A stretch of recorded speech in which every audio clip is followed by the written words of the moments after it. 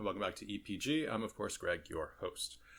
Today we're going to talk about something that is on my mind, as well as probably a bunch of other historians, people who have studied international relations, etc., and that is, how do you start a world war?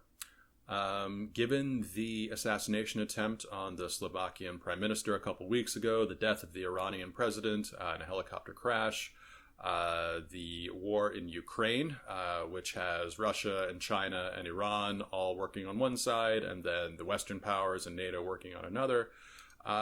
It's something that's on my mind.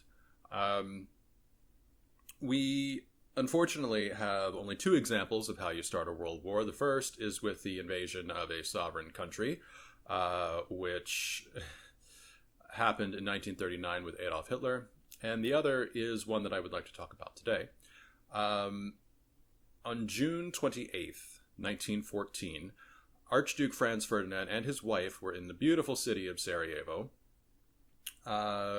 which was recently annexed or acquired by the Austro-Hungarian Empire, with a bunch of other countries in that part of the world.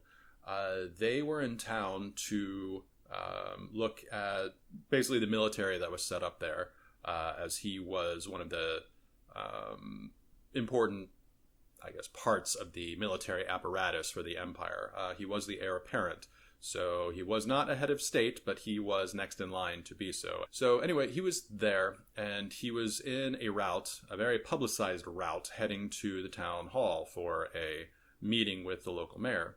And it was there that terrorists, some would say, freedom fighters, others would say, hurled a projectile bomb at his motorcade. It bounced off the back of his, roof, because it was an open carriage, and it fell down under one car. It blew up. The Archduke was unscathed, and continued on and to the town hall.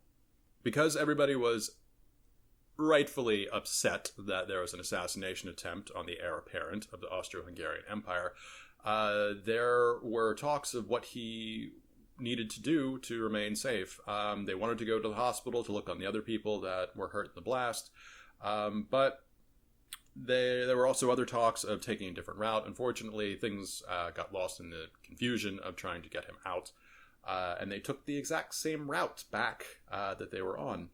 So the people who were not arrested in the assassination attempt were basically lying in wait for him to come back. And one of them, by the name of Gavrilo Princip, who was 19 years old at the time, was part of student nationalist groups, Bosnian Serb, saw when the motorcade tried to turn down one street and then realized they were going the wrong way and back up. He jumped up on the running board of the carriage and shot the Archduke and his wife, killing them both. Not immediately, but it would happen by 11:30 a.m. Based on all the different alliances that had been set up over the almost centuries that all this occurred, it turned out to be one side who was allied with one group against another. There were a lot of...